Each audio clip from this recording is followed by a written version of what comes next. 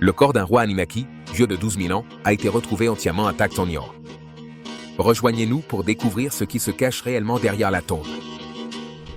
Numéro 13, une découverte accidentelle qui a réécrit l'histoire. Sous la chaleur accablante du vaste désert d'Irak, loin de toute civilisation, une équipe d'explorateurs et d'archéologues allemands s'est lancée dans une expédition classée au début des années 2000, dirigée par Jörg Fassbender, Margaret von Zas et Helmut Becker, connus pour leur fascination pour la civilisation sumérienne. L'équipe s'est lancée dans cette quête sans aucune attente précise, mais ce qu'ils allaient découvrir allait bouleverser tout ce qu'ils pensaient savoir. Une quête qui allait révolutionner des années de recherche et révéler une vérité totalement nouvelle. Cachée sous des couches de poussière et de décombres, l'équipe a soigneusement fouillé le site et a découvert une chambre de pierre scellée qui était là depuis des millénaires. Ce qu'ils ont trouvé à l'intérieur était tout simplement stupéfiant, le squelette intact d'un être géant colossal. Il mesurait plus de 3,60 m de long, avec des membres allongés, des ossetés et des crânes jamais vus auparavant. En utilisant des dispositifs scientifiques perfectionnés, ils ont découvert que cet ancien maître avait vécu il y a plus de 3000 ans, bien que certains experts spéculent qu'il pourrait être encore plus ancien. Donc, nous n'en savons pas beaucoup à son sujet, si ce n'est qu'il est également mort très jeune, probablement autour de la trentaine. Ce qui a vraiment stupéfié l'équipe, ce n'était pas seulement sa taille colossale, mais la conservation parfaite des restes, qui semblait presque délibérée. C'était comme si quelque chose ou quelqu'un avait pris beaucoup de temps pour les préserver et les protéger au fil des années. Intrigués par cette grande révélation, les archéologues ont osé creuser plus profondément, couvrant plus de 100 hectares. Mais alors qu'ils pensaient avoir fait la découverte la plus étonnante, ils se sont vite rendus compte que la tombe du géant renfermait un secret bien plus grand, les restes d'une civilisation entière et ancienne.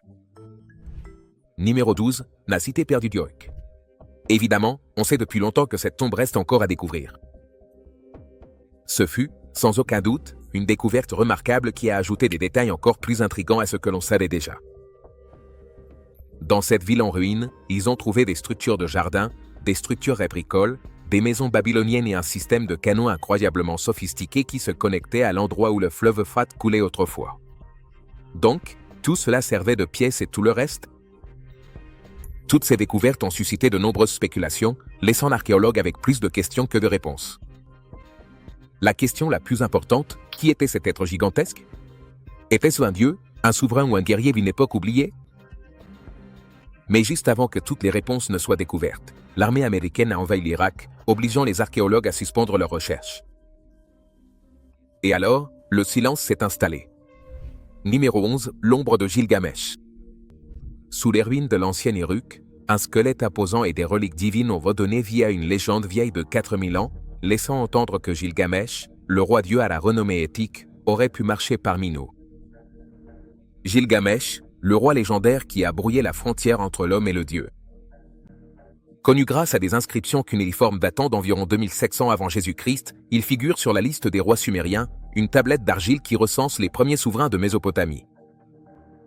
Cette liste, gravée par d'anciens scribes, le place à la tête d'Uruk, une ville autrefois célèbre pour ses grandes murailles et ses temples sacrés qui bordaient l'Euphrate. Mais Gilgamesh n'était pas seulement un nom sur une tablette. Il fut le sujet de l'une des œuvres littéraires les plus anciennes encore conservées au monde, l'épopée de Gilgamesh.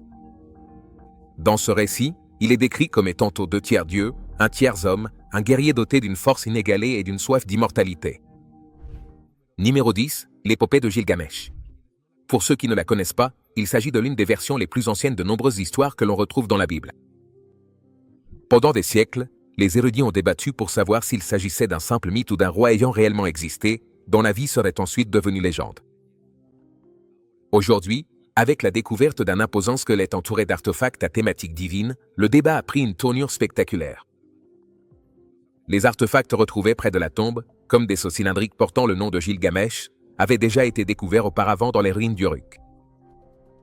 Ces sceaux et d'autres reliques désignent une figure royale, probablement un roi, si puissant que les générations suivantes l'ont considéré comme en partie divin. Les tablettes cunéiformes retrouvées dans la tombe récemment découverte comportent des phrases telles que « Roi bien-aimé d'Inanna » en référence à la déesse de l'amour et de la guerre. Ce langage correspond aux croyances sumériennes en la royauté divine, où les souverains étaient perçus non seulement comme des hommes, mais comme des élus des dieux. Alors voici la véritable question, Gilgamesh n'était-il qu'un dirigeant fort et grand dont la réputation grandissait à chaque récit? Ou bien y a-t-il quelque chose de plus profond, peut-être de génétique, qui a alimenté le mythe? Certains experts, comme Samuel Kramer, spécialiste des Sumériens, suggèrent que l'épopée pourrait être le reflet de personnes réelles. Comme vous le savez bien, l'épopée de Gilgamesh est très célèbre, mais nous n'en avons toujours pas une idée précise. Des géants parmi les hommes dont les caractéristiques physiques les rendaient inoubliables. La taille du squelette, tellement hors norme, n'a fait qu'alimenter les spéculations. Se pourrait-il que ce soit réellement Gilgamesh? Ou quelqu'un comme lui, l'un de ces soi-disant rois-dieux dont l'héritage a franchi la frontière de la légende? Si les preuves ADN contiennent ne serait-ce qu'une fraction de vérité, il ne s'agit pas seulement d'une histoire du passé. C'est une histoire qui pourrait redéfinir ce que nous croyons sur l'histoire humaine, le mythe, et jusqu'où remontent les racines du pouvoir et du mystère. Donc, ce genre d'indice serait exactement le type de choses que l'on chercherait. Numéro 9. Les dieux sumériens et les Anunnaki. La frontière entre les rois et les dieux sumériens n'a jamais été claire, et avec cette découverte près d'Uruk, les Anunnaki ne sont plus seulement un mythe, mais font désormais partie d'un héritage gravé dans l'os, l'argile et la lumière des étoiles. Cela devient l'histoire de notre humanité. Les Anunnaki sont littéralement venus sur Terre pour extraire de l'or. Dans la mythologie sumérienne, les Anunnaki étaient de puissantes divinités que l'on croyait gouverner les forces de la nature, le temps et même le destin humain. Ces dieux, mentionnés dans des textes anciens comme l'Enuma Eli et l'Atrahasis, n'étaient pas des êtres extraterrestres, contrairement à ce que suggèrent certaines théories modernes. Ils étaient des figures célestes profondément ancrées dans les systèmes de croyances de la société mésopotamienne primitive. Leurs noms apparaissent partout dans les archives sumériennes. Enlil, dieu des tempêtes et de l'autorité, Inanna, déesse de l'amour et de la guerre, et Anu, le dieu du ciel, toutes des figures centrales du mythe, ont joué des rôles clés dans la formation de la royauté et de la civilisation. Selon les Sumériens de Samuel Kramer, les Anunnaki étaient considérés comme des créateurs, façonnant l'humanité à partir d'argile pour servir leur dessein divin. C'est ici que l'occupant de la tombe prend une nouvelle signification. Parmi les artefacts retrouvés en 2003, on a découvert des tablettes cunéiformes faisant référence à un roi aimé d'Inanna. Dans la culture sumérienne, ce n'était pas une simple tournure poétique, mais un véritable appui politique et spirituel. Les dirigeants invoquaient souvent la faveur divine pour légitimer leur autorité. Certains se considéraient même comme des descendants des dieux. Numéro 8, choisi pour gouverner. Non seulement par le pouvoir, mais par un droit cosmique. Le symbolisme ne s'arrête pas là. Les sceaux cylindriques retrouvés dans la tombe présentaient des motifs stellaires, souvent associés à des êtres divins. Ces motifs étaient en accord avec la cosmologie sumérienne, où les cieux reflétaient la volonté des dieux. Des corps célestes comme Nibiru, mentionnés dans certains textes, n'étaient pas de mystérieuses planètes errantes, mais probablement des étoiles spécifiques ou des points symboliques liés à des rituels. Alors, considérons cet individu comme un enfant des dieux, un pont entre l'humain et le divin. La simple ampleur de la tombe, la précision de sa construction et la grandeur de son contenu suggèrent plus que de la royauté.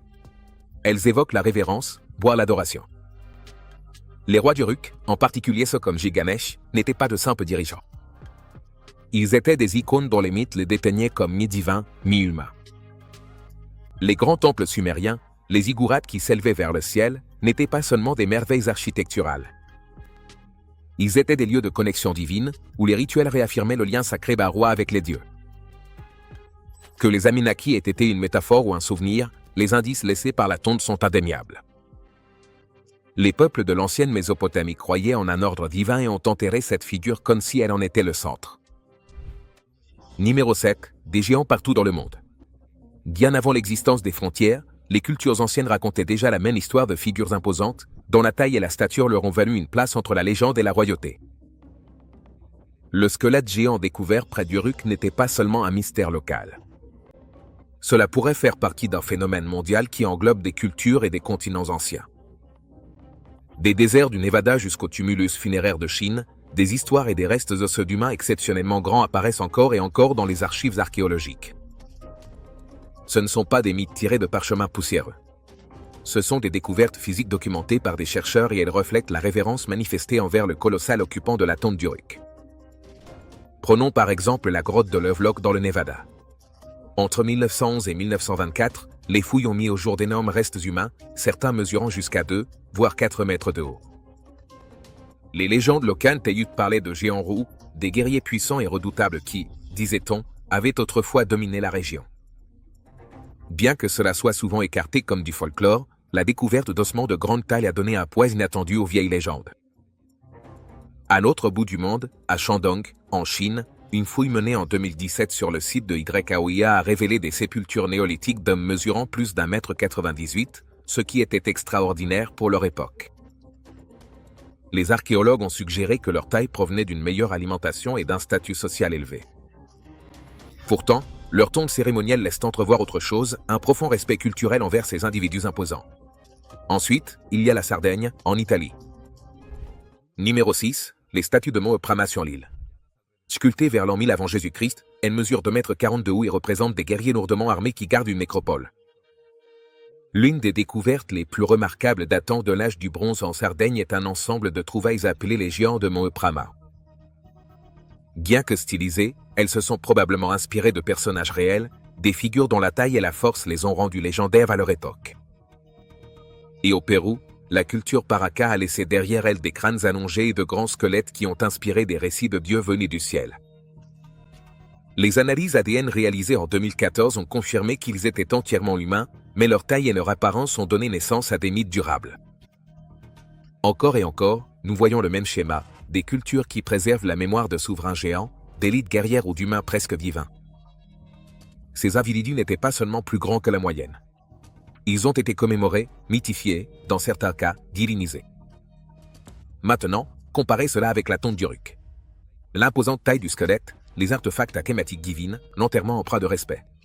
Tout concorde. Ce n'était pas un accident. C'était intentionnel. Quiconque reposait dans cette tombe n'était pas seulement important, il était commémoré comme quelque chose de plus. Ce géant d'Uruk faisait-il partie d'une classe oubliée d'élite dont le pouvoir et la taille transcendaient les frontières? Si tel est le cas, les histoires des anciens géants ne sont pas que des mythes. Ce sont les vérités enfouies disséminées à travers le monde, attendant d'être déterrées. Numéro 5, la chute des géants. La fin des géants n'était pas qu'une légende. Ce fut une extinction au ralenti, un effondrement si brutal qu'il a enseveli des rois comme des dieux et transformé leur imposant héritage en poussière et en mythe. Dès les légendes du déluge sumérien jusqu'au récit biblique des Néphilim, les textes anciens regorgent d'histoires de géants abattus par la colère divine. Les Sumériens parlaient d'Enlil, un dieu tellement indigné par le chaos qu'il envoyait un grand déluge pour effacer toute trace de leur passé. Le livre de la Genèse raconte un déluge similaire qui a anéanti les Néphilim, des géants qui seraient nés de l'union du divin et de l'humain. En Grèce, les dieux ont combattu les géants lors d'une guerre cosmique qui s'est terminée par l'emprisonnement des géants sous terre. Ces histoires partagent un même thème, des géants qui montent en puissance puis disparaissent dans des catastrophes. Et même si elles se lisent comme des légendes, certains chercheurs pensent qu'elles préservent des souvenirs déformés de bouleversements réels. Aux alentours de 2300 avant Jésus-Christ, la Mésopotamie a connu l'un de ses pires effondrements climatiques. La sécheresse a frappé la région. Les mauvaises récoltes ont paralysé des cités autrefois puissantes comme Uruk, et les systèmes sociaux se sont effondrés. Pour les élites haut placées et bien nourries, souvent des guerriers ou des rois, cette soudaine pénurie a pu s'avérer fatale. Leur statut et leur corpulence, autrefois symboles de force, sont devenus un fardeau à l'ère de la famine. Les maladies ont également pu jouer un rôle. Numéro 4, la peste a durement frappé les anciennes cités. Dans des espaces exigus et avec des moyens médicaux limités, même les corps les plus robustes ne pouvaient pas survivre. Les tablettes d'argile de Sumer enregistrent des vagues de maladies qui ont décimé les populations. En fait, ils pouvaient localiser les squelettes datant d'environ 5 ans et aussi identifier la peste remontant à 5 ans.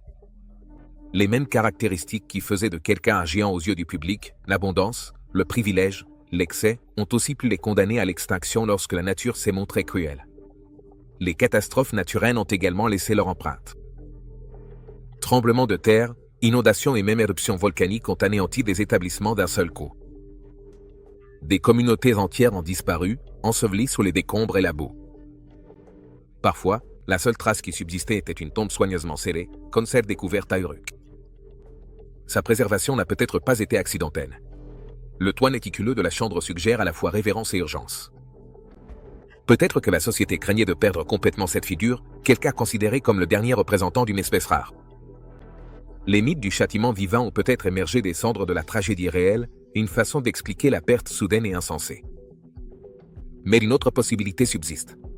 Et si ces souverains imposants n'avaient pas disparu, mais s'étaient plutôt fondus dans la population? Avec le temps, au fil des générations, leurs traits auraient pu se dissoudre dans le patrimoine génétique plus large. À mesure que nous nous rapprochons de ce qui se trouve à l'intérieur de ce laboratoire scellé, une question s'impose plus que les autres. Les géants sont-ils tombés sous la force ou se sont-ils simplement évanouis en nous?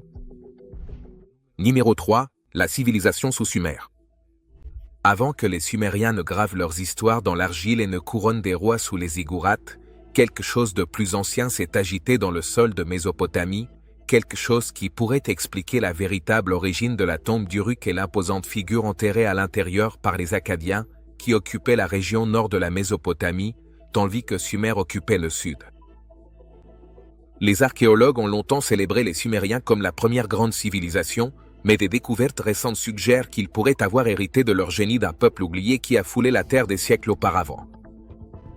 Des fouilles sur des sites comme Tel Brak, Eridu et l'ancienne Samara ont révélé des traces d'une culture sophistiquée qui précède même Uruk de plusieurs centaines d'années.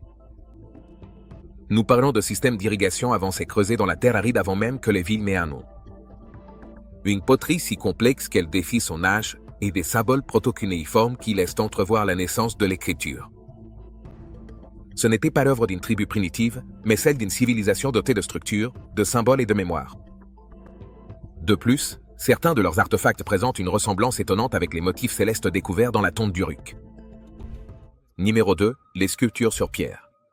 Elles représentent des figures imposantes à la posture royale, tenant parfois des outils ou des bâtons qui semblent étrangement surdimensionnés, conçus pour des mains plus grandes que celles de l'humain moyen. À première vue, cela pourrait sembler être des exagérations artistiques, mais lorsqu'on les compare au reste découvert dans la chambre funéraire d'Uruk, la connexion est trop précise pour être ignorée. Il ne s'agit pas seulement de la taille des os, c'est toute la mise en scène. Les inscriptions faisant référence à des divinités comme Inanna et l'alignement des objets funéraires avec des motifs célestes reflètent des thèmes de cette culture plus ancienne. Ils vénéraient les étoiles, suivaient les mouvements du ciel et auraient pu transmettre des histoires qui se sont transformées en le mythe des Anunnaki, des êtres divins qui, disait-on, façonnaient le destin de l'humanité. Si l'occupant de la tombe d'Uruk appartenait à cette civilisation disparue, alors ce que nous avons appelé mythologie pourrait en réalité être une histoire mal retenue. Un roi, un guerrier ou un chaman, quelqu'un qui s'est distingué des autres à plus d'un titre, a peut-être vécu, est mort et a été enterré d'une manière qui a permis à sa mémoire de traverser les siècles. Son peuple a peut-être disparu, mais son savoir a perduré, réinterprété par les Sumériens comme des dons divins, et cela nous amène au mystère en question. Numéro 1. L'ADN du squelette. Encore caché derrière les portes du laboratoire, il pourrait contenir bien plus qu'un simple code génétique. Il pourrait confirmer un lien avec un peuple que nous n'avons entrevu qu'à travers des ruines et des rumeurs. Si les analyses révèlent des caractéristiques différentes de celles des Sumériens connus, il nous faudra peut-être réécrire tout ce que nous pensions savoir sur la Mésopotamie. La tombe d'Uruk n'est peut-être pas un joyau de la couronne sumérienne. Elle pourrait être une capsule temporelle scellée hermétiquement par une culture en déclin, désespérée d'empêcher que son héritage ne soit englouti par le silence. Les secrets enfouis dans cette tombe vont bien au-delà de ce que nous connaissons. On se retrouve dans la prochaine vidéo.